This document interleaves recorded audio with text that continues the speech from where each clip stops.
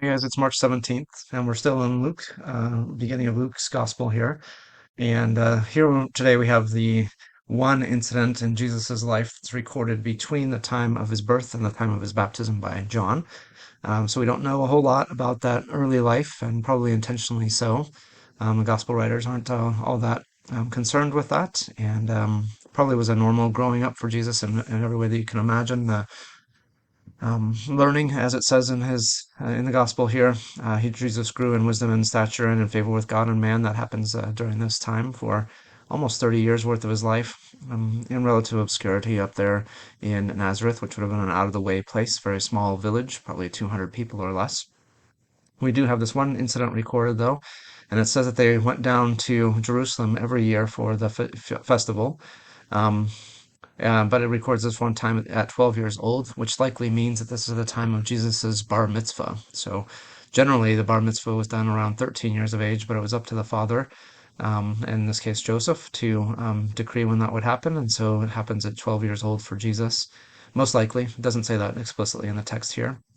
But if that is what's happening, then Jesus would have gone up into the temple, into the inner court of the temple, for the first time with his father with the sacrifice for their family, and they would have laid their hands on the sacrificial lamb at that time during the Passover, and they would have actually placed their weight on it, transferring their weight, as it were, onto that sacrifice as they felt the life ebb out of that lamb.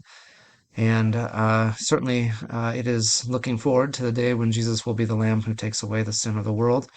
And so we think about that. What would Jesus have thought as he stood there with his father? Would he have understood what the sacrifice meant and what it would mean for him? That it was covering over the sins of his family, certainly not his own sins. He was sinless, but it's certainly still identification with this animal as they are laying the weight of their sin on it.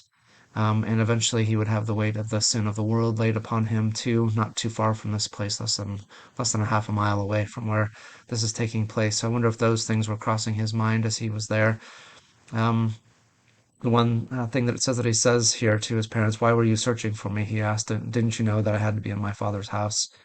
And it says they did not understand what he was saying to them.